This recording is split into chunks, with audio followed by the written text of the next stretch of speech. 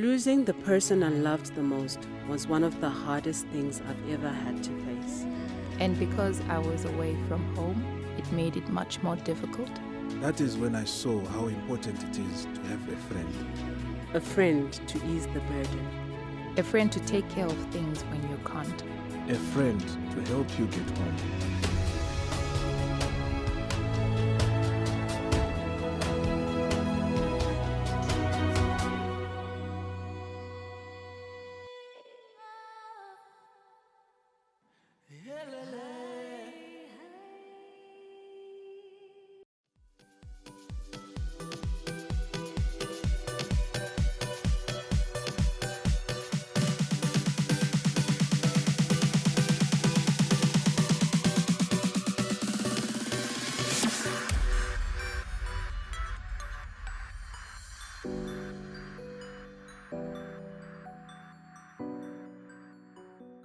Hello, football fans. Welcome to another exciting episode of In Touch with the Legend. Yes, this is your favorite footballing show where we bring you a Zimbabwe footballing legend to come here and share with us their footballing journey, their football stories, shenanigans, and everything else to do with their football career. As a group powering this show, my name is Alois Bunjira, and today in the studio we have got a very, very popular legend.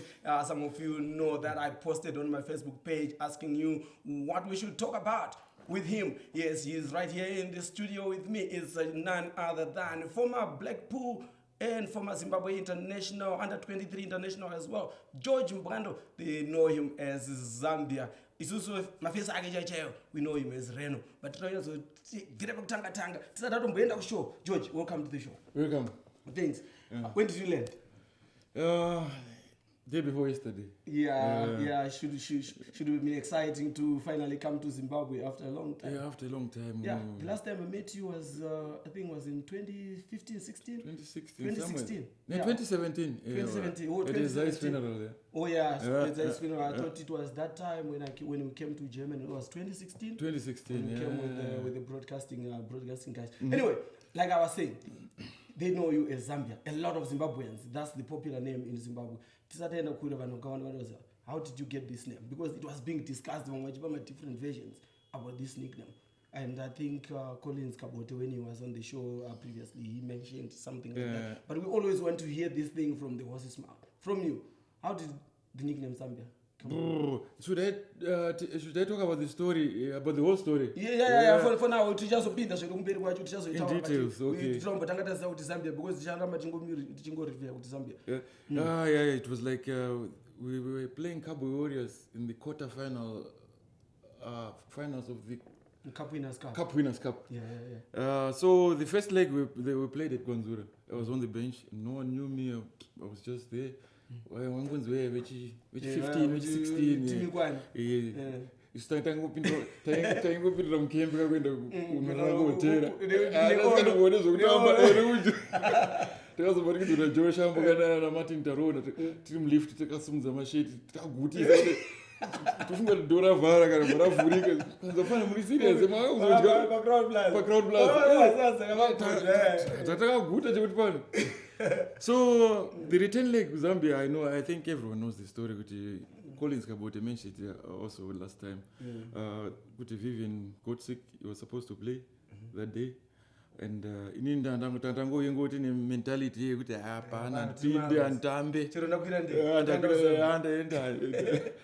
so Papa is not option, man, because I was the only offensive player and got a bench. So Joe Shambo and Collins Kabote, Masimba and Ernest, they came together and on a coach. So what should we do? Because I came in the last 15 minutes, I think.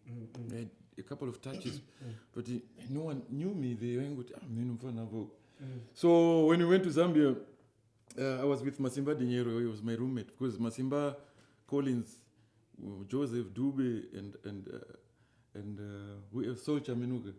They were like my guardians. Anyway, ndandiri so ndandiri mwana wawo chechezoti handasingambobvumidzwi kuenda kubhawa zvezvekuti after game hanzi kugara panapa hakuna kwaruenda. So ndatotozvijairawo ndasaka So I was with Masimba room, and then Masimba said, Fana, you're starting today. My way wangu. Ndikamuda kuti ndopane kana nyegororwara but when it was too late mwarwara Bladder notanga ufema. kana uchidya lunch unotongorudya sole eboots nake ndakambonzi naMasimba mfana idya you need this ndikati ndambotry one apana ndadya 3 maspoon so taenda kuground so inini I was shaking manje unoziva imwe kusheka inside man abantu ri kudya so Abraham Chimkango was also in the team. He came to me and said Mfana, don't worry, pane zvinhu zvatiri kushandisa muteam pana ukaona zvauri kunzwira izvozvo kubvunda uri kushanda mushonga wacho maiwe akutoditisa wese nitoboziva zvekutanga.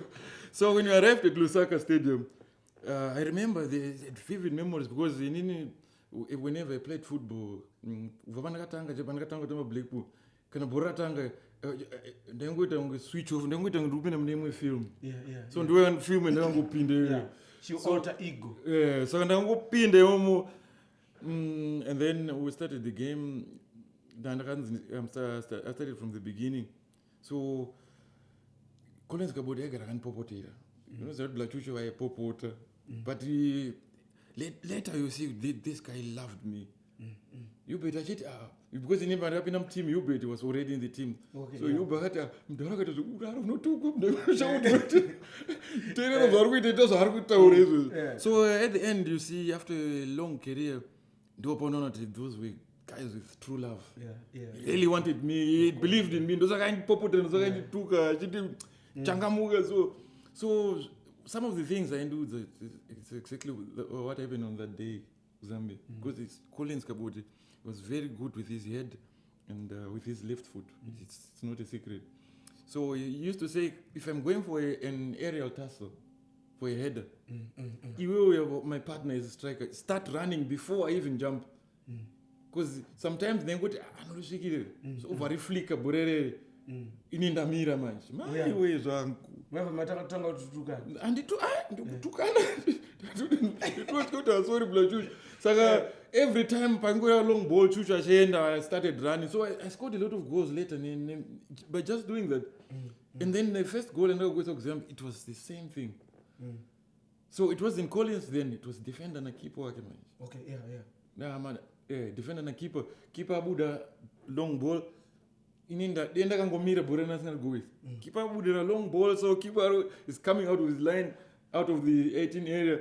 Defender arungocheuka, the moment arungocheuka bora ndenga arikuflikira keeper kuti wabva tumana achiflika ndanatotanga zodenza utanga umhanya vaimuka kana save bora.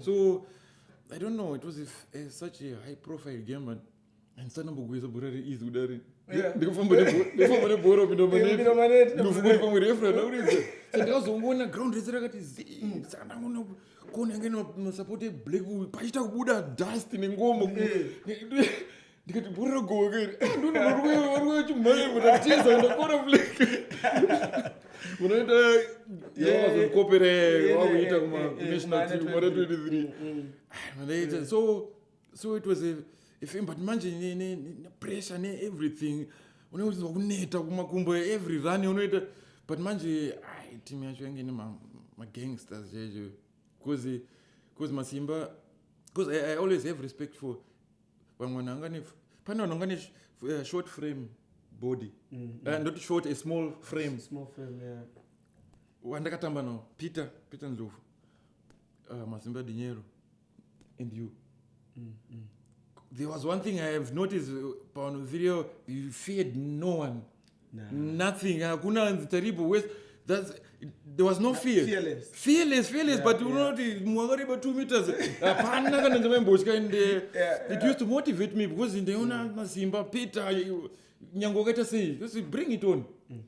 Even you, under 23, not under 23, in your whole career and days, we fly up and masters akadai uchinoita diving yenda bora chigowa ndakamudzi na yeni goro mbara uri mwezocha ngomuka usina musoro this is onesa musoro ka mwezocha ngozosumuka musoro uri kuri kweside wewe But this is a true story, honor. So Saka when you came back ndipo vanhu vakafunda vakatanga kuti Zambia ikoko here kana ndakatanga first goal. Yeah. Second goal, the same thing again. Corner kick, I remember it was a free kick or corner kick. Waita chibubu bepe ndangumira ndibhora rangumira mberi pangu negate rakantarisa. Ndikati boots ureva 2-0. Masimba mbazo Masimba no, takawina ngani 2-1. 2-1. You won 2-1, yeah. Vakazodzora ground rekulusaka but manje inini I've noticed one thing manje game ndakanaka ndaitya pandatoona nekabho yanga toni mofie because mofie unoiona kama players mazizo kunotohoma murumu kati vapotoona so we managed to play a good game ku Zambia, and then after the game pakarira wisu ndanchingori mufilm hanchanzwa mavoices manje so ndingongoona ma-images ngegame recongo pakagobure hana uzombunza because it was too loud wangango. So after the game takadzokera kuhotel, so boys eblackbook party kaenge ya party time hanzi kwenda nemwe club inonzi Shentemba yange inetsa kulosaka iku ndafika ndokwenda Masimba iwe hakuna kwari kuenda gara pano kati abajimi ndokwenda ndikenza hakuna kwari kuenda ndakagara pote serious ndakaona TV. Saka nickname yekuti Zambia ira uyazo understand nickname yekuti Zambia who gave it to you when was the first time it was not Game Recap Warriors pana kuwa nickname Zambia. Game Recap Warriors, it was a couple of weeks or a month later, we went back with the under 23. Where? To Zambia. Yeah. To play this Olympic game qualifier. Yeah. So tatamba futi 0-0 ku Harare. Yeah. Ataita 1-1. Ataita 1-1 I remember. 1-1 yeah. National Stadium na ndiripa bench foot. Same story. Yeah. Ku Zambia I started from the beginning again. Yeah. So no one gave us a chance. No one gave us. But I remember the Zambian fans, but akapena chita warm up. They noticed me. They saw you. So they showed on maybe they talking about Game Ray Blackpool. Ndikati because the Umbro used to say mbiri yao ndi. Yeah. Because Cabo Warriors it never lost a game for about 26 years, I think. It was 27. I mean, my history is hombe. So, so people after the game were telling me, did you just notice what you've done? So when we went back to Graboski in the under 23, we went there 1-1, Zambia away goal. So we started the game. So thank God, because team made him under 23. Magandanga, good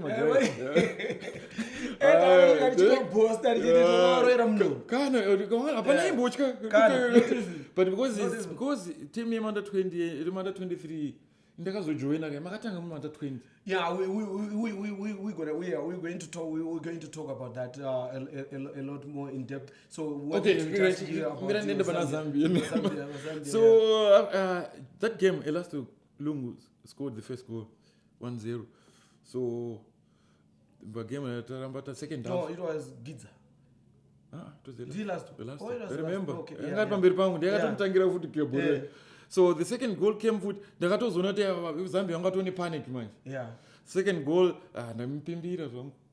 Wakweza no. Bora yangu ya kunonzi kufa post nangu mireko.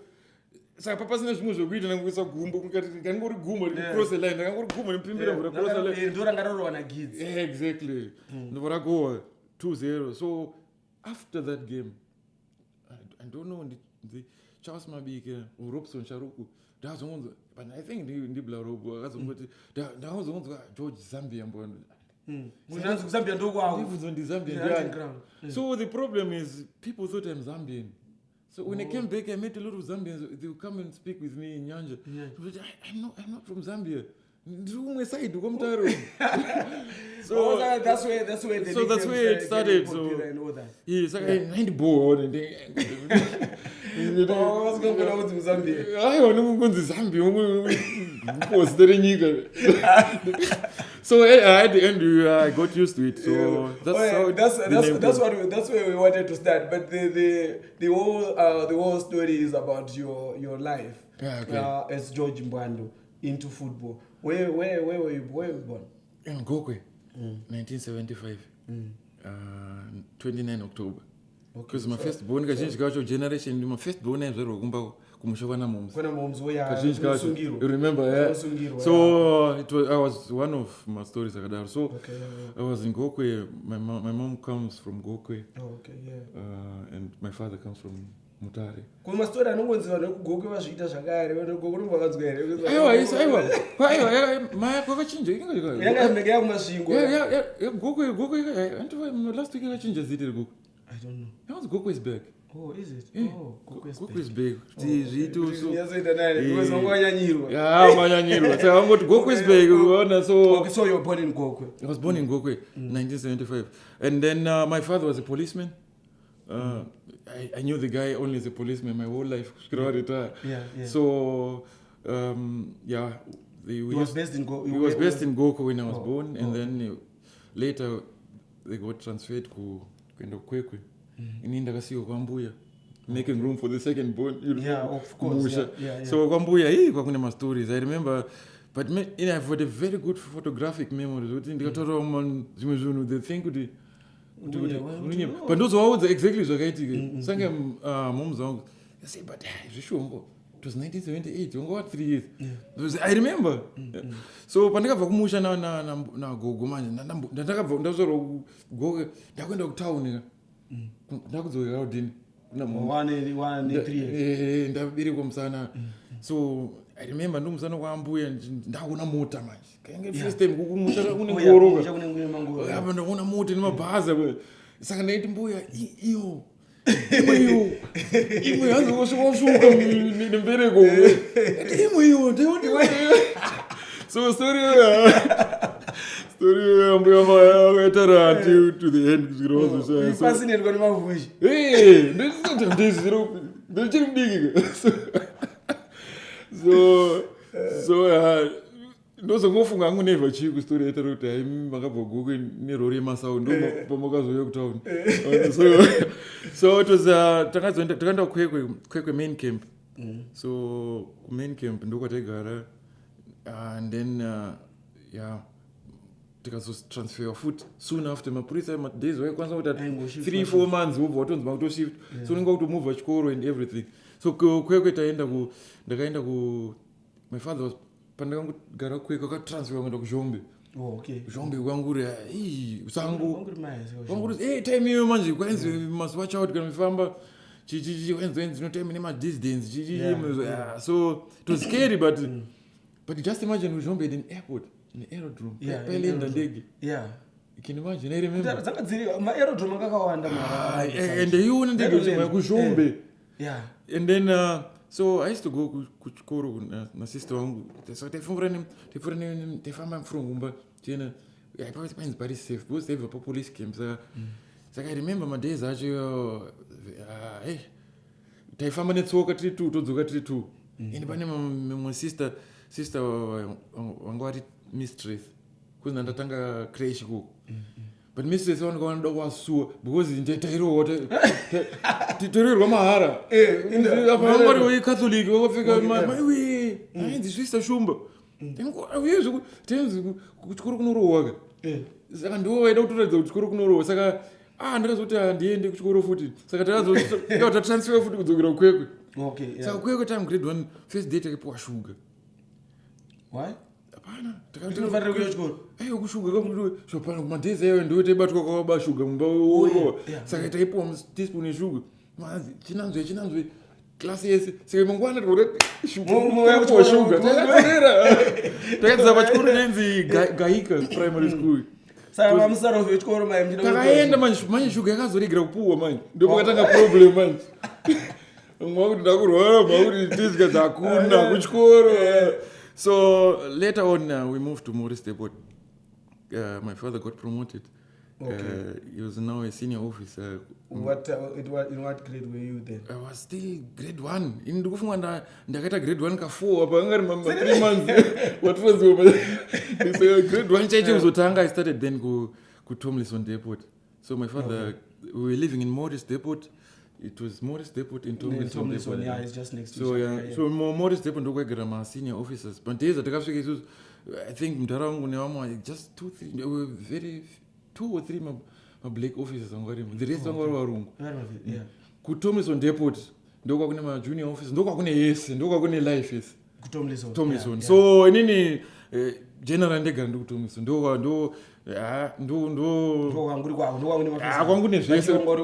Tomlinson, I can write 10 books about that place. It was a very, very nice place. Okay. Apana chansiku. So ndakatanga grade 1. I remember zvese na mistress watura. Mistress wangasangora neshamwa iro nechibhakera wanga chembera. Chibhakera? Waiti kana uya nebhuku rako ndiri make. Uya nebhuku rako.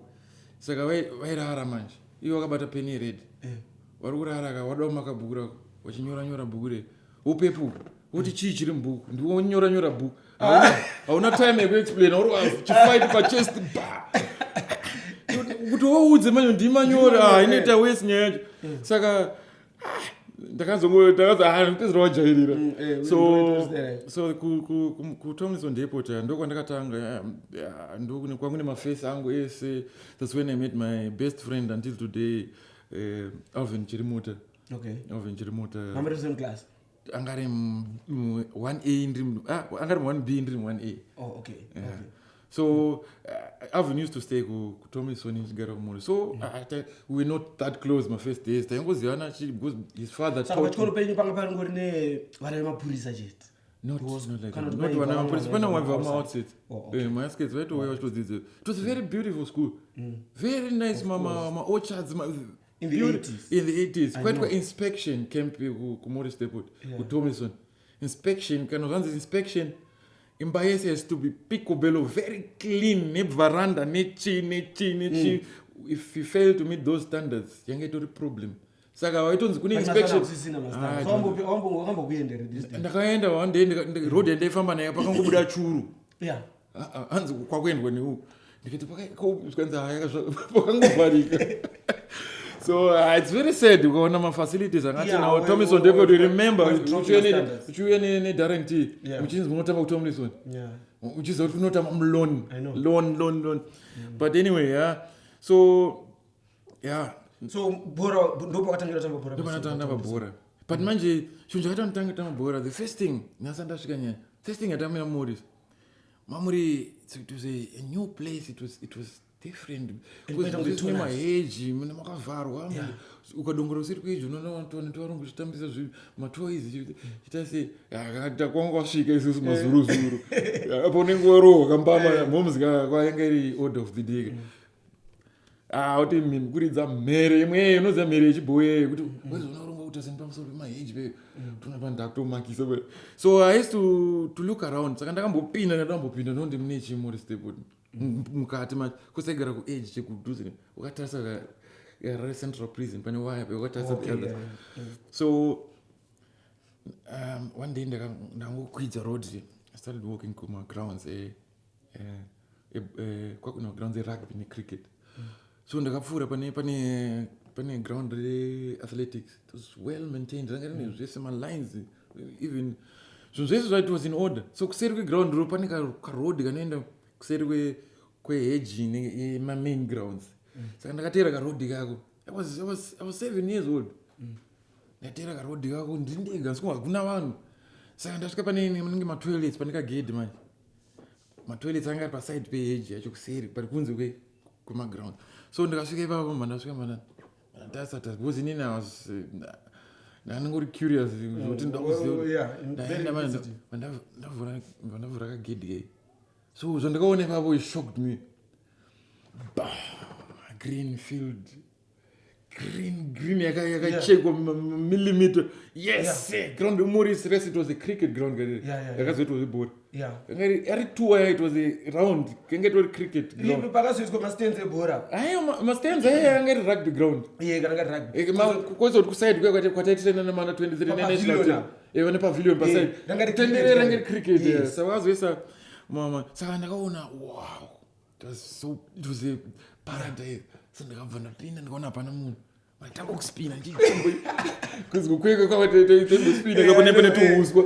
Apana tindi ndakazova iwo zvokuti ndakanakizwe ndikati apa ndaona kutambira. So that time I went back kumba so ndakangotaura ndikati andautaura manje ndaona kune nzvimbo yekutambira. So the next time ndakazoona manheru manje. That time it was 1982, 83. There are tornadoes. Yanga yakutrain up. Tornadoes. I think tornadoes yanga former before Black Mamba. Tornadoes yanga kutrain him, but tornadoes yaitanga ma professionals. I mean when it comes to kid, everything, all my baby, my cons. Response gonna press D. It was organized. Uti training but manje ezotanga manje late manje ndafanele ndakuzokera kumba. Wani ngombinda ubasi.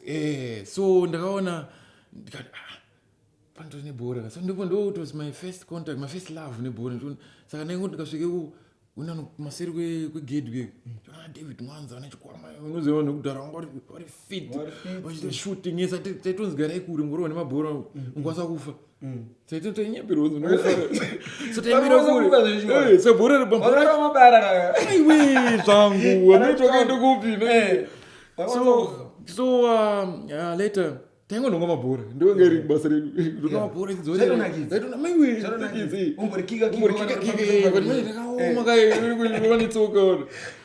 so it was like that, and then 1983 Black Mambas was formed. I'm sure it was 1983 and then Black Mambas was formed. So Black Mambas payakatanga ndakazongoona vanhu kubhora yange holiday ndikaona kuna vanhu varikutraina vafika matracksuit vakutotraina vane mabhora vane zvese before Anna Collins, because pane generation yana Malume, Max Malume, nemwenzi Mahanja, ndio mapioneers vakatanga Anna Collins vana masimba was well late. So ndanda kutoona kuswera sana iwo nokumabhora maiwe kana ngeri paradise. So tazongopesa tangu tambo afana areas tangu because varonga pesa rangoita washuma tangu wando as time went on.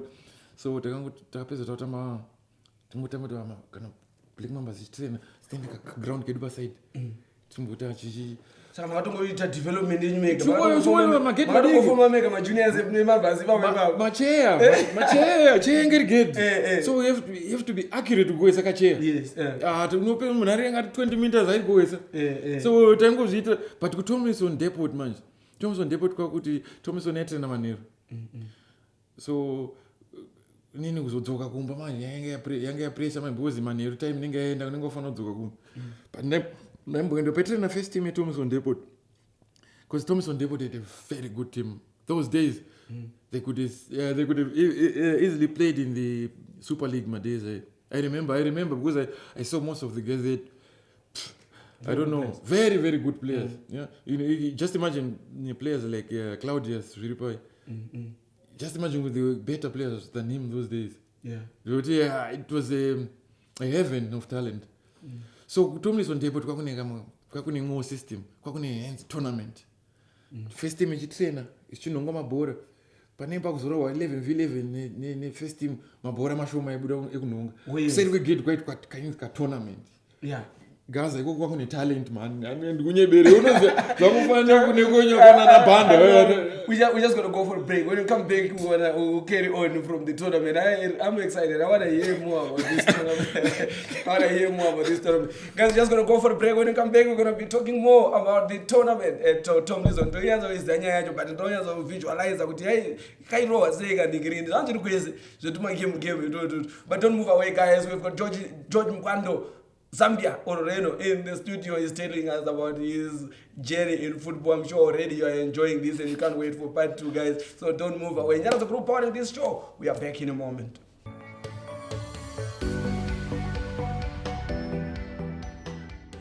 Nyaradzo Life Assurance Company through one of its products, the Score Pack Plan, supports Highlanders Football Club, one of the biggest soccer teams in the country, and other local football clubs.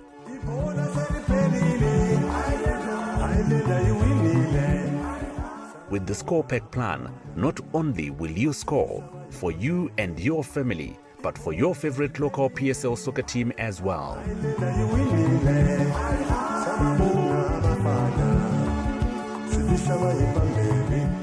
For each premium payment you make, your nominated soccer club will get paid from the Nyaradzo Life Assurance's Score Pack Plan.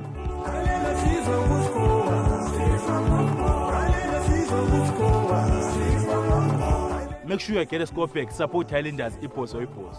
When you get Score Pack, you're supporting Highlanders as a family and your own family. Every time you subscribe to Score Pack, you're supporting your family and Highlanders family. Get Score Pack today. Always support Highlanders Football Club. Iposo, Iposo.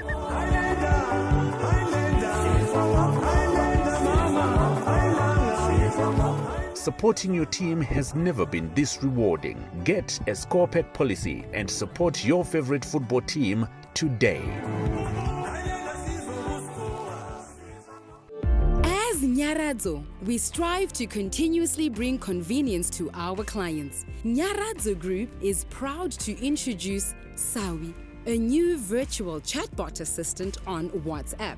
With Sawi, you are now able to interact with us from the comfort of your home and can be assisted anytime via WhatsApp. With life assurance products, diaspora products, applying and assessing your policy, payment platforms, claims information, and any other queries concerning payments, policy information, or products and services. Simply WhatsApp Sawi on +263 712 992892 or visit the link showing on the screen to register and start interacting and receiving notifications from Sawi on WhatsApp. Now, join in and experience a new level of convenience 24 hours a day with Sawi.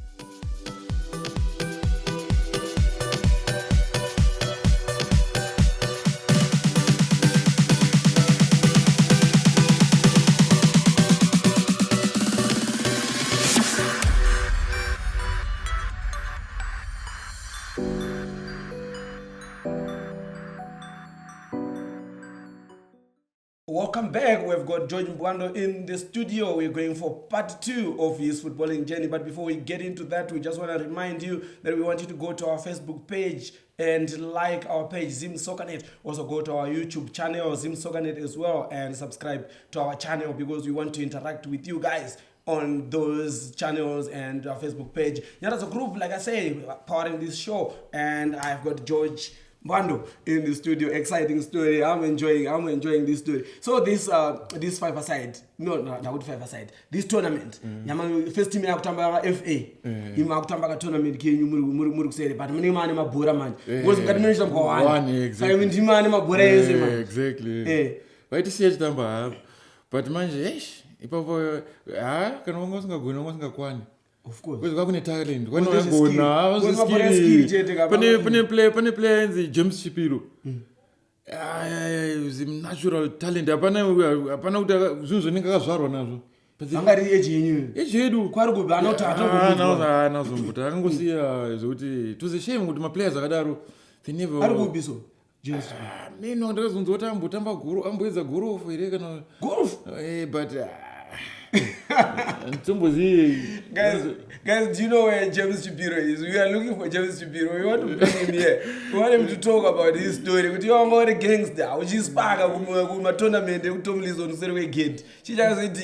want to understand your story. Just like we understood Magic Farai. He told us about that. Magic Farai was the best footballer. Actually, Ramani Pasi and David Sengu. Everyone in Anfield, but he never played even for the national team. So we brought him here. We wanted to understand. Yeah. But he atori nechigumbu chake atori nechigumbu chake anoshupika anotoshushikana kuti kwenini sendisina kutamba. Yes, saka aitaura zvakawanda. If you guys can go on our Facebook page or on our YouTube channel, you can search Farai, Magic Farai. You can actually search for him and hear his story. It's actually a very painful story for me. I was really pained by his story. So ndo vanhu vatiri kuda kunzwa sometimes vamwe vanozonzwa kuti story yavo ndei. Sei akazodecide kuti achatoita mabhora unoenda magolf. I mean, I don't know. Who are the other players? Talent. Henry Magwaza, Taja, I Black Rhinos. Yeah. Natural players, natural. We can actually chase the bora. I'm going to stare at those. I mean, it's come over. For primary, you can do something. Primary, it's okay. When you go on this, I go over pass with empty net.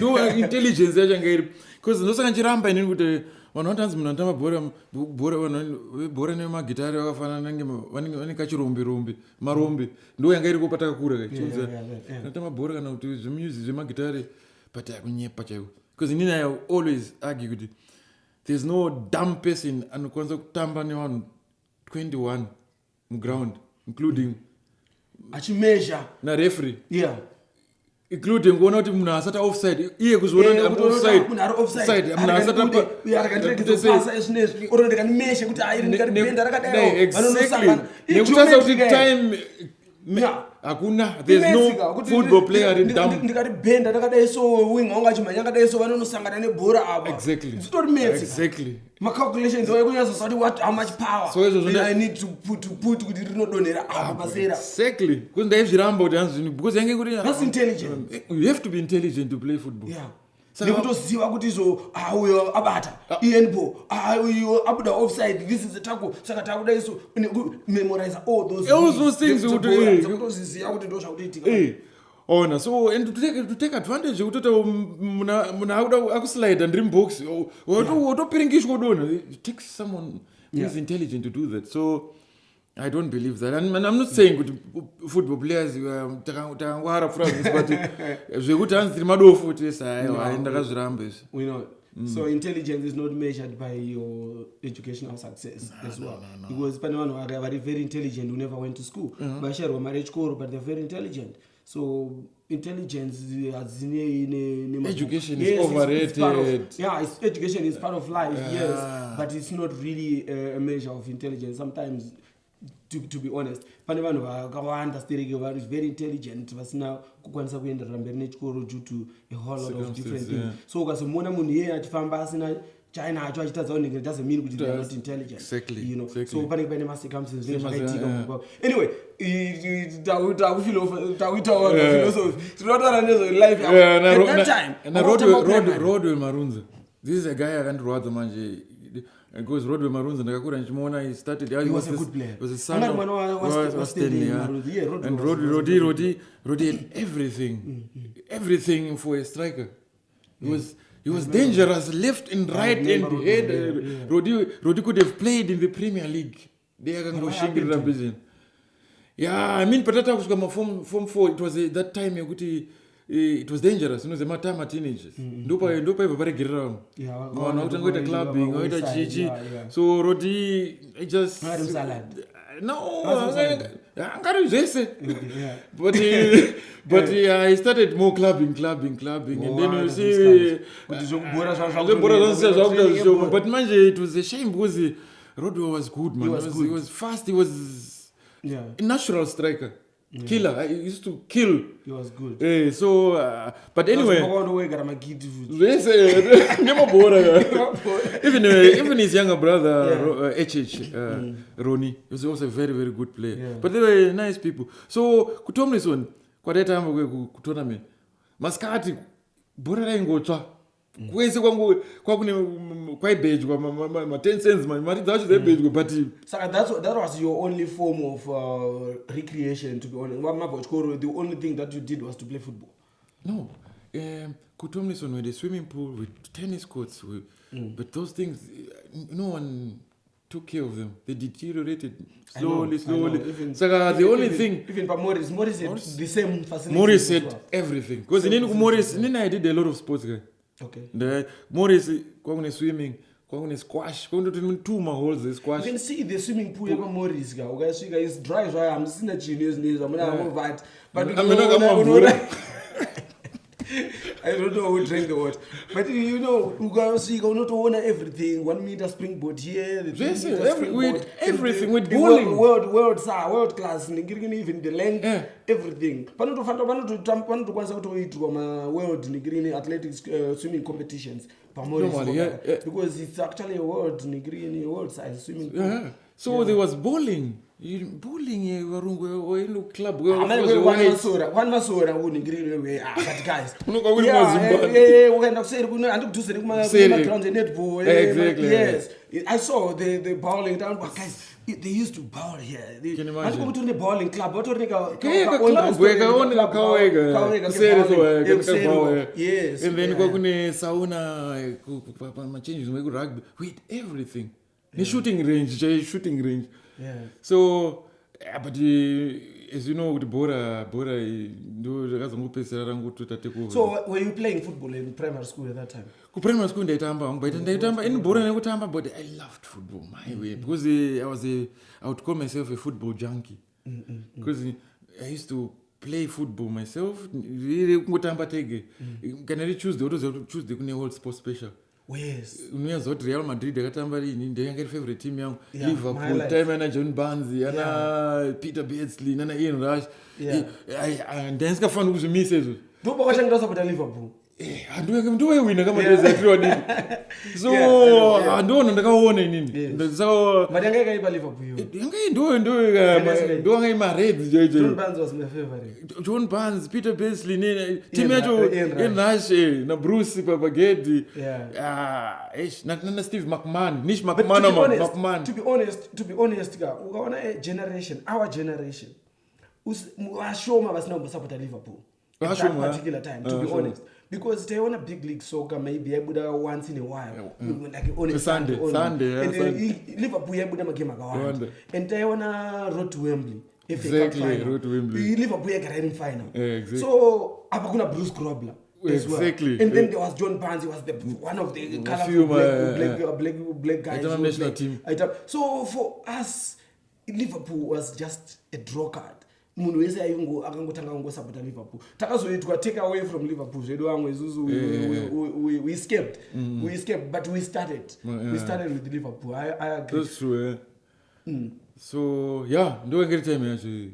So you were now playing primary school at that time. I panic a game ganda kuudza katika tamba ku Tomlinson. Because there's a wall angari almost 1 meter so. Ka wall so pa ingogara on pa next ne bet wall. Saka ka pa wall pa pane pakaviswa ma bricks tutu so pan ka buri so ka kuti pan panosara ukakika kana tennis ball kanopinda so yeah. So papa ningirini kuti munotamba kabhora iyo game yachenzi svapuro. Okay, yeah. Svapuro zvairoti munhu apedzisira kugoisa ipapo anorowa wairowa uswera wanobata muti manje kana masara muri 2 wautoza ukasagoisa kabhora uri padhuze kubata vamwani kakumirira kune miti yacho kozi game yacho izopera mwaro amarata hangasikadzoki because pairowa munhu ukabata uriso just imagine kuti mutara imomo nekatennis ball waibhenda bhora wanyatsoziva kuti bhora rakabhamba richibhenda raisvika rinopinda ndo technique takadzidzira technique pamupano pekuti I know what you mean. Yeah. Kucontrola ka tennis ball uchikarwa ne instant kuti kapika nogoesa wabuda wamirira kuona so because goito anenge akurowa waitofana kurowa because iwo kana wakurowa wasingabetsitsi. So that's how we learned. But kazhinji kacho ngasingapere mushi. Ngasingapere mushi. Kuyaza. So Tomlinson kwangune yese. Kwangune life. But you already you trained yourself. You already put yourself into the peak. It was natural. That was precision. Yokuti waitodzidza precision. Exactly. Kuti this is pane imwe yaiti yataitamba futi yataita kunge cricket. yataenda kunge cricket I remember, yekuti waikandwa bhora or you have to hit a volley, so it has to go as far as possible kuti so you need the technique, so you needed the technique yekuti bhora rinoenda far. So those are the things that takatotanga kutozidevelopera tech. Creative, did you play one game? You have to do it for yourself. You have to dribble for yourself from the end because keeper ikikira bhora kuri. So you have to dribble your way to go and score. Kana money game uti always anongereka nasvika parutambo ingani 9-1 game 1 game 10 always pinda ubvisa je So there's a funny story about that. Remind me in Germany, something like that. Okay. Something like that. Okay. So in primary school, when did you not just in primary school, when did you then start playing organized football? Yeah, primary school, the last grade 6, and then go to but I wasn't a gate man, so I was a goalkeeper. Primary. Yeah. They got to the tournament as in my schools, and they do better. Who's the keeper? Because keeper wangai wangari skesha ainza anofana kubata but once you bata apapakaro wa pena ku training ndikabata pena so but ndio wa first choice so kama ku primary atakazokupedza but everything started up secondary because kupakatanga ma juniors ku zeterapi Tomlinson under 14 that grade 7 form 1 I think in the first game was versus Darenti. I remember. Oh my God. I remember Reynolds, I think. Kana kuti mama talk under 16. Because I think Japan generation ina short wakakurumizwa enda on time so kwa hombe mujiro wadi. Yeah. I was Reynolds under 14. Then I moved to under 16 and then moved to Darenti. But I remember we used to come to Tomlinson. We used to come to Tomlinson a lot. I never came to Tomlinson with Black Rhinos, I remember. But with Darenti, we used to come to Tomlinson. That's where we used to see Stanley Marunza. That's how I got to know him. Because sometimes they have a mirror. First game. Because I will never go. So they have a chance mirror. Titanga tamboona game the first team Tomlinson nacho ichena ngachesi kwa stripe so na banana this days Tomlinson is supposed to banana yes so the first game yangu under 14 I remember coach wangu Moses Mkwesha and sporadic sporadic wetu zeno sporadic so he was very nice guy one waiter bora ni moyo wese they didn't get anything out of it but they loved the game we had to go not nyango kuchinaya nyango kuta say andi notama bora fana they were enjoying to enjoy so I always have respect for such people nyango ndichembere say I always respect them because they took their time kutoka the bora tambo say so first unfortunately very few. So our first game we played against Darenti per home. First game, that was the first game of my life, official game with a referee and two linesmen. But my role come on, you want to tell me so my GI was there. If you choose to go break a league, league. So this is what is missing these days. Yeah. So how did you play against Black Rhino Darenti? We played 0-0 first half. And I was playing midfield. I remember but I was there. My stars, I remember my stars. My second half, I was my stars.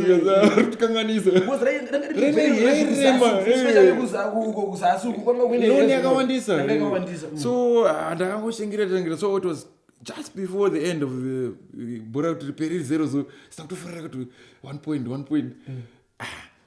Teta corner kick last minute. Last minute corner where ina ndandripa pa near post. Mungu ngomosuri kongu to boom. Akuna spin with my best friend. Akango ya to fly away uzopalo head ekanopina mu roof. 1-0 second those days we remember my under 14 cheko vanhu vaizara ground. Kwezara. Kusibatira ngomutama first team. I know. So unofara kona flega kudzoka pa center. Kembeze yato Vabura Pira, but we know 1-0. And I remember Zakaria Mzadzi was the captain, under 14. Wakuna Nalele, Nanagina, I didn't know one way for Fanny Bora. Under 16. And this you don't Gina gonna bora man. Gina na Zakaria Mzadzi. Don't want Makina etime. Saka wangu ni 0. Nimpani chimucha enzi sinyozo. Left exactly. Because with Mama twins, itama kumarisa zo. Yeah. Another Musa kutamba time. Wanai gonna bore, but I wonder what wakaenda kupese. Wanganika good team, good team. Na Swedza, Mnino Lloyd. Yeah, exactly. He was playing center back for in that team as well. So takazobva under 14 and then atakuita as usual. But manje team yakatanga to inspire manje tese. Team under 14 kutomliswa. Team yana Norman under 16 because Norman was already popular. Norman Mapeza. That was our team. That's I was playing. Yeah, ndo mama kutamba. Yes. Because anagina na Zakaria Mbametamba now we under 14. But in that talk under 16. But team yana Norman yakazoya team yana yakanetsa yakazoenda manda yero ngesina respect. Takada one droshes the whole season. Because team yakazoenda manda 18 foot. I remember Norman achifika kachumu. Norman was already popular. Tisakano winner. Takazono Islanders 2-0 ku Baba Fields. In the final, I remember. Picture medals. That was my first ever medal in football. I remember. 16, the Bonner League. That team, we were strong. To be honest, we were a very, very good team. So it's also Tatatoni team. Yatata to Tarisa man. Everyone wanted to be like Norman. We was a fight to train didn't Norman. Didn't no matter. My short mosquito time. My short. They take no matter. We talk to Chumo to Muru. Take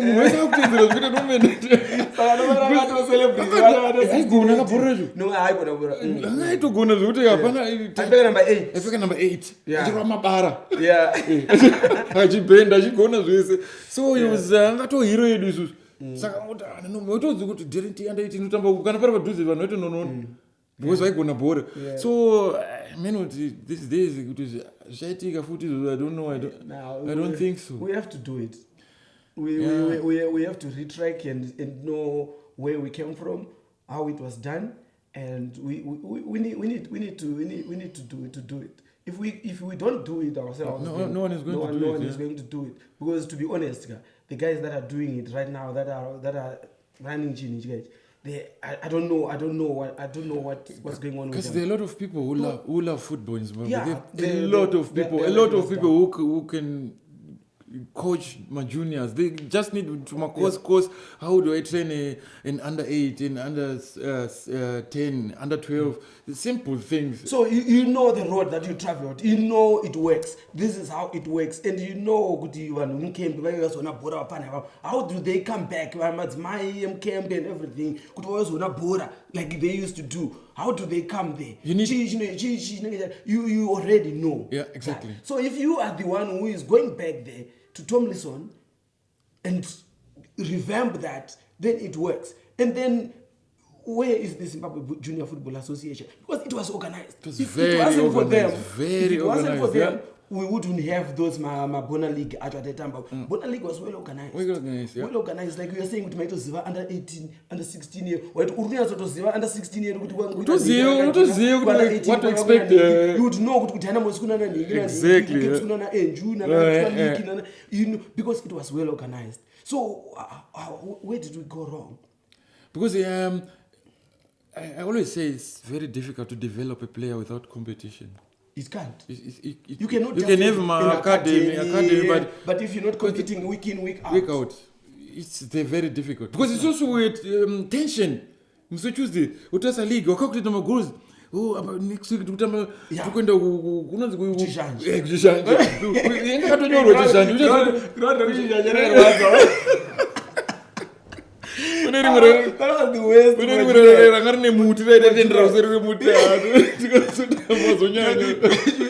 You gotta go for a break. Guys, we're going for a break. When we come back, we're gonna carry on with In Touch with George Mbwando. I'm enjoying this conversation with George Mbwando straight from Germany. Yes, he is right here in Zimbabwe. Don't move away, we're back in a moment.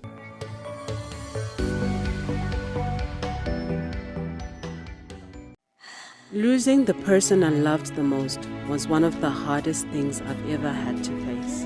And because I was away from home, it made it much more difficult. That is when I saw how important it is to have a friend. A friend to ease the burden. A friend to take care of things when you can't. A friend to help you get home.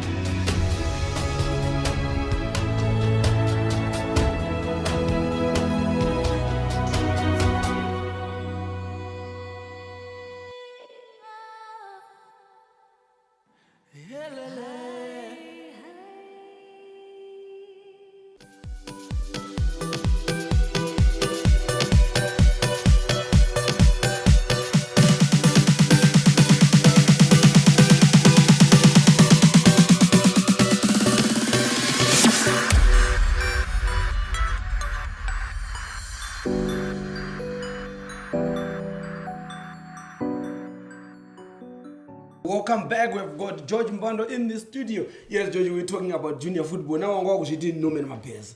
No matter. We're traveling. Obviously, we're talking about how organized the Zimbabwe junior football was. To be honest, it was. And at the same time, we used to have the Castle Cup.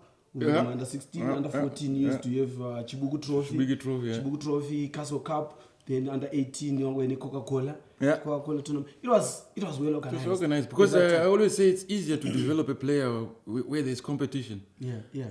Also in life, even at school. Competition. Not class jam. Ndakaita number last time. I have to improve. We need to compete, so it makes everything better or everyone better. So I can have my academy, Mariko. I feel sorry for the guys who are running those academies. You see, this is the love of football. Why not? They can't just sit and look at the kids. Better to bora and it something, which it takes someone with a big heart to do that.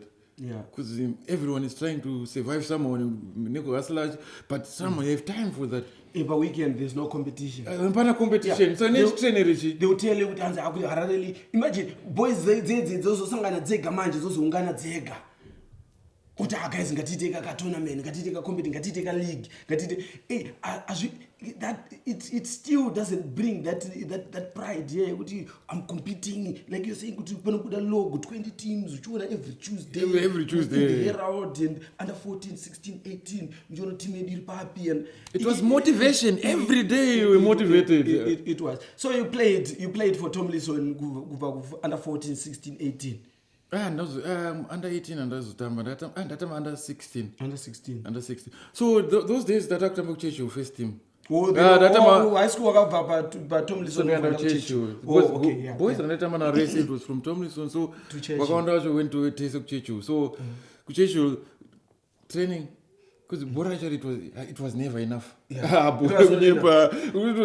can imagine because that's the Brazilian philosophy. A youngster must play as many times as possible. Clock as many hours of football. So it was football at school? Football is at after school, I trained at Mascati to under 16. Because that is very good under 16 my days were that is same players and work Tomlinson with my under 16. That is one team at score was so at Churchill Tatinana, Rodri Marunza, Alvin Chirimuta, Peter Piri, Kudazinu, the guys who were talented, but the guy I go na and Elias Ndizu. What was his name? First team. Yeah, Oscar no, not Oscar. Not Oscar. There was this boy who was light in complexion, very light. He scored when we played against you. Remember the game that we drew? Yeah, Coca-Cola. Yes, Coca-Cola. Lee, yes, that one. Where did he go? He's the one who scored the equalizer. He passed, I think. You lie? Yeah. He was light in complexion. Lee was something else. Lee was good. Lee could cross a ball, I don't know. Yeah. Ari kusaidu number 7 I bend a bora okay urikuseru aitendereza bora kuti seru kuti pauri papo your technique yango the because team yekuchechu it was a strong team. Imimi you had a stronger team, but takakuwachisha. We still don't know. For the 2 years that I was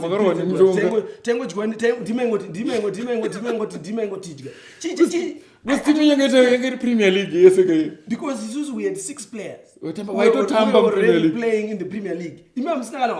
Mamina hope. There was only hope. I hope angasata team yadu angasata the year after. Because we didn't understand. Because we had 6 players who were already playing in the Premier League. See, it was myself, Stuart, Gilbert Mshangajike, Patrick Mangawa, Lloyd Gonde, Nelson Nankwala.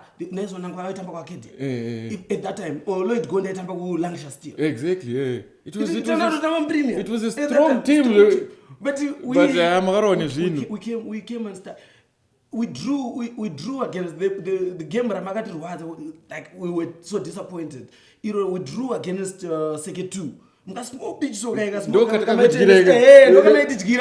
Saka tengo no tamba 14 minutes eno fateta draw. Nika Seketu. Imi mfa makatora ka Seketu gege famena na bigger field. Ro. Isu ndo fateta ndora akagweswa na lira reta ora akaequalize. Atanda kugwesa 1 kids angagwesa.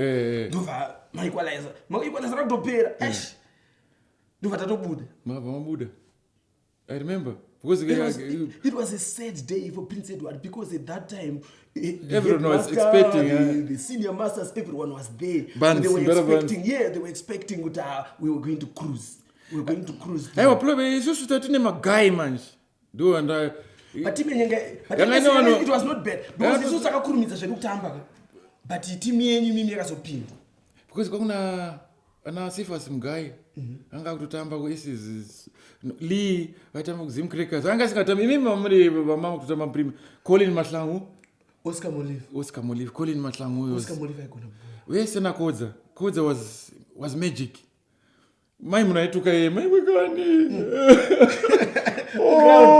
Kodza wait waro rani so ane bora percent tukaenda kupi dzoka uko akatsika bora dzoka uko ufonzo offside no dzingidzo musoro rwega ukingana dero rani wena dzoka ukaenda kupi. And the ball control, passing, shooting, those guys had everything. Kodza was dribbling wizard. Kuchkoro knows achitama leg foot over the leg over nchizandu zvarikuita, but you can't mark him. Ukaenda ukwanendo. So ndoengere talented, and then Oscar, may he so rest in peace, man. That guy was something else. Because Oscar, even the way he walked, on toes, chest out. Hey, bring it on. And Oscar was a guy who was 13 mfana mtitapo kumanda 16 tawe ku first team. Ukatamba kupinda first team koska goeza ewe tudza mfana unogone unoze unogone. So ngikudza zvimuzo zvatorambodwe nemwe munhu. Tunogone. Munhu ndogone ndagoeza. But akudza akutasa maziso. So ngiri motivation yega. Ndangani mamiskiri yake kuti bhora chiwe ungoisa pakati pemakumbo achitena vanhu vaivhiringika. Takazoenda Coca-Cola maen kwatazotamanana unenge wasangana nedzimwe dzekumusha kavana maraino wazoona vanhu ukamuna maopponents akusapota mateammates akusapota munhu ari pabhenji uchiona uchiti chakaipa izvo apa bhenji timu yenyu iri kutamba. Because was magic. I understand zvangu. And Marino played in the tournament na Chapoterera brothers. Ndo takazotama na final Coca-Cola. Pataka wina. When you won it. So time here with the first team from Harare to win the Coca-Cola trophy. So yakangochinjwa senge Premier League. Because I think kudara so 1992 pakatanga wino nemzilikazi ndo pakatanga 1990 I think ndo pakachinjwa maschools yakunzi Coca-Cola trophy. So yango wino ne team ze Blues nemzilikazi actually. But ne team iri ndandiri pa bench futhi. Pataka wina ne Coca-Cola trophy. Asante mbonekana amekana basa nikutamba. You just wanted to be there. Commentary was the following. Okay. Because nini ndainzi ndinemskanzi kwangu kuzi mtima acho kana pane chaitika chete ndiyo unotanga utazobvunzwa kuti inda kuzi pane patakaenda kubulawayo netimu yechikoro paholiday tinotamba mafriendly games tinoprepare Coca-Cola trophy mutrain takaenda netimu first class mutrain saindambopinda mutrain yakazara kusvika kupedzero ndikufamba ndikuti ndirera ndingora machienda katrain kareba iri kufamba mutrain maibhoka mune mangu gara mubhedha tuiti ndatasa nemwe mudhara manje ngane ndebvu so mupfupi so apa ramba kantarisa so anga pakazara wana train yangu yakazara ndino mudhara yakufamba ari fasta choko ndiri ndatanga kutiza chi ndiri kufamba ndikuti ndine munhu ari kutouya kwandiri akandinanga kuti train makazara gaza handimuzive munhu andisana notora neituru akutoswedera ndiri kutovenda kutanga kujamba vakadzi vakaisa makumbo pasi vakare kujamba ndakati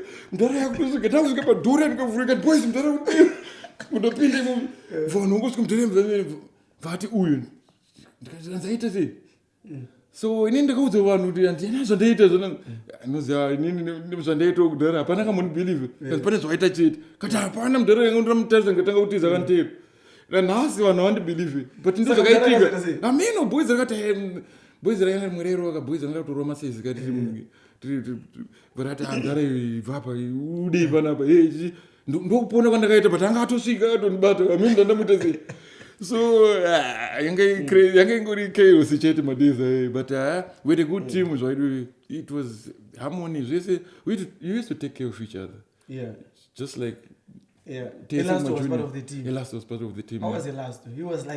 He had this leadership quality. Elasto, I don't know what went wrong. I don't know why he changed this position. Elasto was a killer striker. Center striker. He was made to do that. Yes. But he was scoring goals. With his head? With his head. He would score goals from outside the box with his head. Yeah. He was so good with his head and left, right. Elasto was like a brother. He was starting to do closest squad. He was age as well. Started same streams. He used to take care of us, Elasto. And Elasto, I stayed with him to Poland later on. And he was one of the finest person on those years. He was good in high school. Elasto was very good. He was. Because it's good. You could go from any.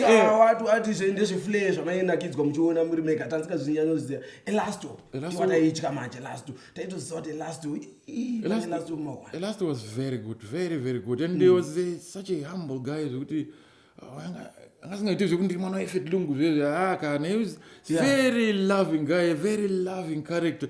Elasto one day ndamuna Elasto katsamu ndakagara nePoland akazomborwa musana nemwe murungu aslide murungu akamuslide Elasto akaslide vamuti mbama kumusana imwe kunyanga zve Elasto saka akamuka achisunga murungu yachinopuwa bhora ndichinomujambirawo netu makumbo yakatori revenge kuzi Elasto munhu wamwari zvake zvokuti it was a privilege to know him. So at that time you were playing for Tomlinson at the same time. Same time.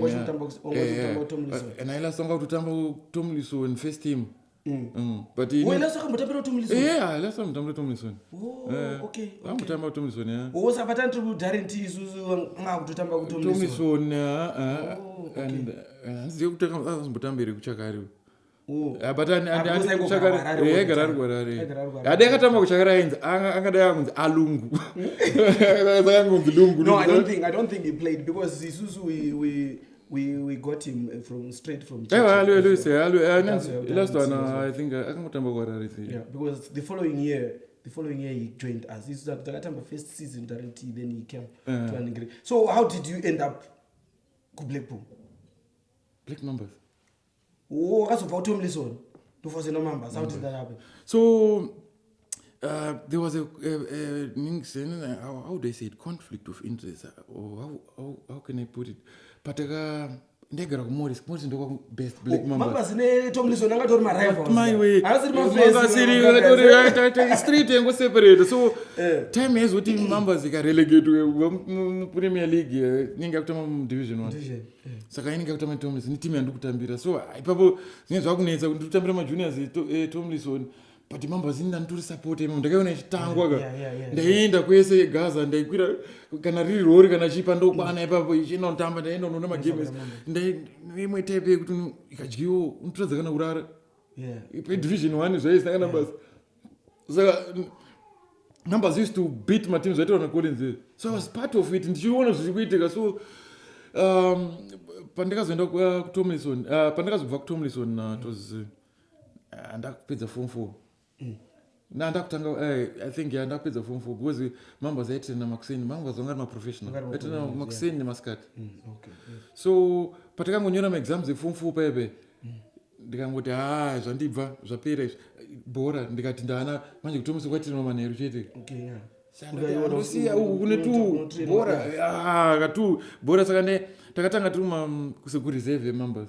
so kureserve members pane hanzi ma special constabulary wangasiri mapurisa chaicho vari ma special constabulary so vanhu wangasiri attested vasiri mapurisa vaingonzi seen as ma special constabulary amupfeke uniform but you are just professionals mune michingo yakubhora 2 times a day kupera kwemwedzi manje kwakune kacheki kaipuwa manje kaitaitambira kuma special constabulary $250 kanga turi ka good money kuzode kusaina ema weekend and kwakune reserve league remember kwakune reserve league proper league yema reserve teams I remember some other structures that were destroyed as well exactly so saka ndakangoti panapa na mom's kuti ndite peace panapa mom's ka chihiraka panapa mom's ka chirita yesa kana ndati ayo zvemari zawo zvechikoro chizo kuti mirai ndimbora ndane time kutamba bhora so I started playing utapuwa mari so ndakangoti ma first months ndakatanga kutamba bhora tatanga po kusaina kutapuwa mari ndakatanga uendesa umba ayo ndasikaenda somba ndakangoti panapa trick ndingaita panapa ngogara zvinhu zviri safe ndakangoti 50 kg yangu yehupu 5 liters yangu mafuta 20 kg yesugar ma basics grocery per day ndapedza ndanga yakawanda zvoti yetopfuura mwedzi 1 so ndangotenga ndobhodeliverisa ndichingoro ubva pane shop yemucampaign ndosiya ndingosiya zvakadaro aiwa anowana kana sadza ririmo madhiro aribatwe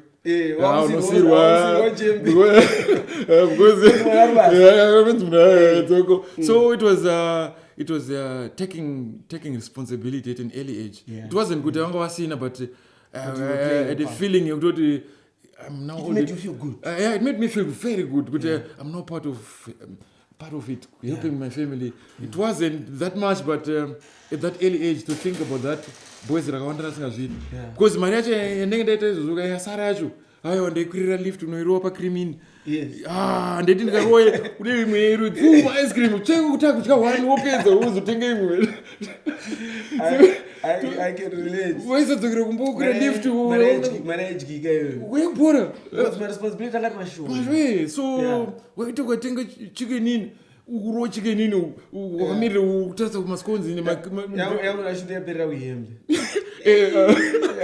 mainzwa nehembe why not takanzwa nehembe hembe taitenga so ndo kwakazograduatera from so I just went to Tomlinson ndisina contract so mudhara maronzi was always made mfaneo uri play yangu yo wakatiza sei mfaneo uri play yangu but where it all began kutamba bhora chero nevanhu vakuru ndakati pane timenzi far post yetamamorris depot yemaboozers yema-senior officers nemama-junior officers vaisangana every Sunday it was a nice social club so every time there's pandoshota munhu chete dainzi mufano yatambe saka wainakidzwa neni mandaita masina bhutsu ndiri kadikidiki so saka ndaitavanzvenga madhara yanenge mashutaza mwe ndisadera saka zvaivanakidza so I started every Sunday kana kumwe kusina kune bhora ndaenda kufa post ndinogara pasi ndinotanga kuona but ndaiziva kuti vachati pane wana aneta boys rebhiya kana kuti mfana timu yainakwana uya sende pandanzisa kumberi ndakazomborowa nebhutsu imwe size 11 kumesi kuzi munhu wacho haana kurova achida ndakati ndichitena bhora rararo kudai kusangana nezishooters izi puma muzenda renda kokuti ndikaita knockout ndikazikudzwa ndakudiro mvura ndiri panze puma muzenda chimwe describe puma muzenda yanga iri bhutsu yangu first shoe first ever football show ndakapuwa na George Mandezvidzi because this is generation and why is Puma Mzenda because it was the worst promotions yese because mzenengo wanziroka non madema mbera mzenengo kuti makokune majokes ambera mze so Puma Mzenda manje ka yairema ende yeti kana kwanaya ka kuti mane majombi masoje ende manje masters yakurudza kupera ngoba munhu apfurira pasi wenda uchiskida uri straight kudai bora kufura siriko utadza kubreaka but manje those days we had no choice ukaona mashitazi kwati munhu wamashitazi wangatori you have to learn to play with them waitotamane ainiyo kusvikira bora ripere and you have to bring out your best une worst equipment. So from Mambas Reserve, did you get promoted to kunopinda kutamba first team Mambas?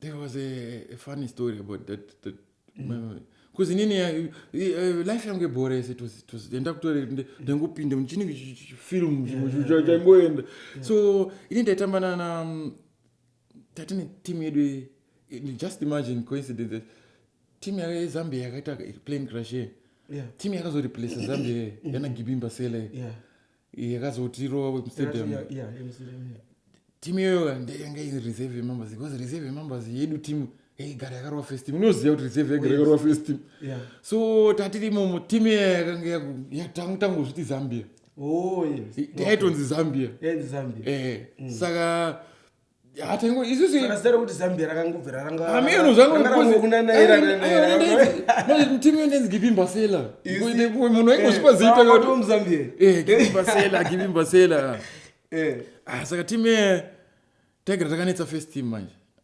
kuningiri so ndiwangoenda nani kuti reserve I think Nana Philip Rambakuzimbo used to play also. He's a good player also. Nana Simplicio Kambombo from Mvuku. I think munawacho kamona nomuzia would know him because wakatambo time he my juniors. So Max Malume was the coach. We senior team. So when we game nataka tamba ku Thursday dog eat dog. Ndo patata kamira ngo disturb first team jedu because taigara takaidya ende zvaine so takanzi 11 versus 11 saka istatiri mamwe ayo ichi 13 second team takamonda kwano ipapo papa sina kuzvanza kusikana ngori mudiki mbijana waingonzi kumberi koko zvinano tambe nechokumberi so pane bhora rakata takapuwa center isusu game iroro raitozoonekwa navanhu uziva marecruiter so bhora ranga riri pacenter pana kipa George Mandezvidzi arongedi so ndotarisa zvangu ndotarisa ningirene because negara ndakazvifunga tikati but makipa akamira ukarova bhora ubva pacenter unoita sei saka ndatarisa apa ndiri kutya manje kuti ndikazvitrai boys rese ndotorasa bhora kudhara saka Malume was the referee ambaridza Pitu saka ndatarisa George Mandezvidzi ari kupfeka magloves ake ari kunze kwebox apa Pitu yarira manje urirowa ndikanyatsa kurema tane technique unozoti kandoti bhora ndi kundorova sei aranyatsa kurirowa George Mandezvidzi ari kutena akutanga kusprinta akanotsvaka kuti jambire kuti ari bvise mvura gova kobhora Malume vanotarisa vatanga kuseka wani vadzungudza musoro fanitsotsi varidza Pitu ndovati retake hanzi retake istokumblina tikati skulu kanzi mfana yapano kanzi mfana wakangwarisa unoziye kanzi let me tell you something a goal if you know the center you know the kick off can you pass it's an indirect second person must touch it before anything happens that's got to be zero so yes means you can kick from the center of goal but there it was an indirect free kick so he explained to me but that mindset but I can't say so we started playing my games was what me so I want attention man attention man but man ndaichka manje kusangamboita kama injury ke enkondi mfana saka ndaenda ngotya kuti naita mabhora ndichingojamba imwe. So malume knew that I was a good player because malume, hey man, wherever I go man, this guy turned me from a boy to a man.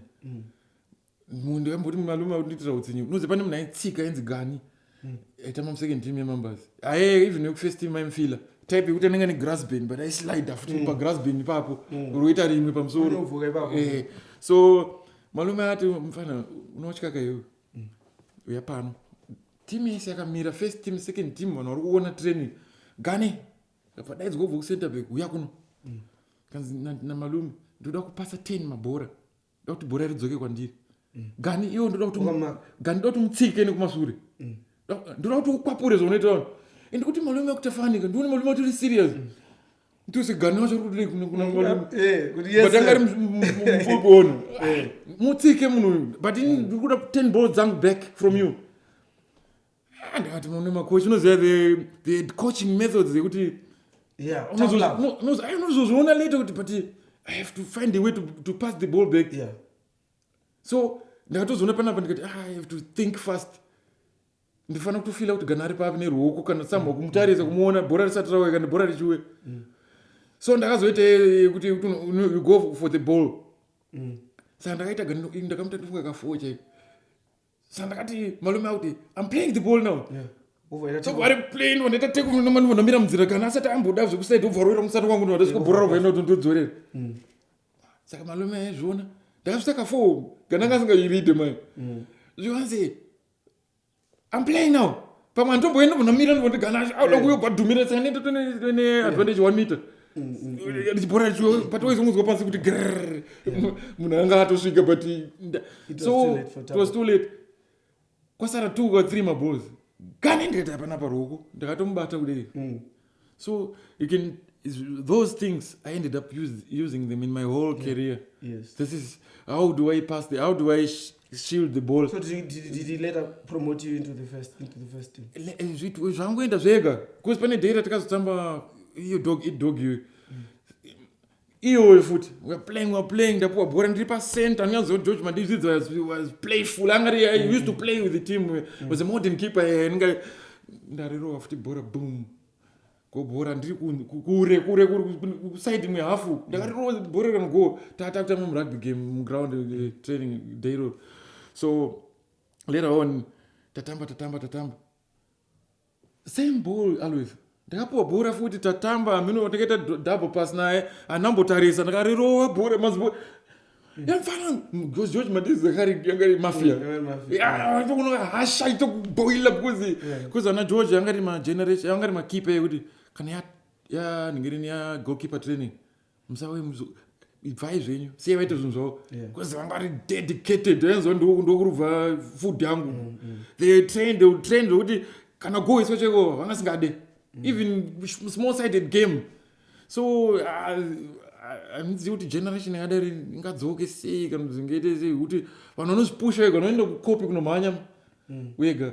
So pane the game iroro kutraining tainotamba nechapungu kugweru Black Mambas. Pandangoga kuti apa netraining yandaita ndingashaikwa here mutima but ndasingambozvifungire because first thing waisainwa $400 ingari mari yakawanda chaizvo. So ndomandaita sei malume akuannounce team manje because malume was a gangster, a father, a loving, a hardcore man. Kana akuda kuti ndakunda kana zokuti ndakada zokumeserana. He was there, he was everything. He had so many qualities. So ani matauro akaingoti malume kuti saka payanansa team mvanditi mfana urimo muteam tora background urikuenda kukempi urikuenda kugweru mfana urimo one day uchandiwinisa takemba kuchikurubu one day uchandiwinisa iyo matrainer zviri right urimo muteam. So I couldn't believe. Just imagine, vanhu vanozoti pamwe kunyepa but ndirikunzwa song yaGabriel ende munhu yaimba ndasingamuzivi. Gabriel weZone. Dreams can come true. Ndikutopinda pavaranda ndakabata mazvitazini ndoiri kuririsa. ndaranga agara panzi polish ake budzi kubasa ngairire ndiri mndeni mwemwe ikarere kusvika ipera ndakamira kuti handiri mutimu so it was a time andikatanga kupinda mufirst team manje but I was too small malume aingoti neeffort yose kutrain kupinda mutimu and that game and I'll never forget that game. I'll never forget that game. I remember Collins Kabote versus Perkins Nyamtamba. I game roro. Pakashayiko makamera. I was on the bench. Collins akanzvinga munhu kusvikira akwara ruoko. Perkins Nyamtamba wacho uchirumuziya. My way aitsika munhu akaiswa bandage. Kambayiriswa ndiyanga iri beto imwe yekuti game racho netengere vanhu 2 saka kwangona na soldier minuka Black Mambas kwaana soldier minuka na masimba inde Chapongo was very strong kuna na Nkulumo na Shangiwa Papa Shango Nkulumo was one of the best players I saw in local league in my own Nageri Kulumo was magic. Kulumo, that's he was sexy. He was classy. Matambira acho aita chase borengo chase ro rapasa. Zvainakidza kana cross it. Borera head was perfect kana shooting just left and right bam bam.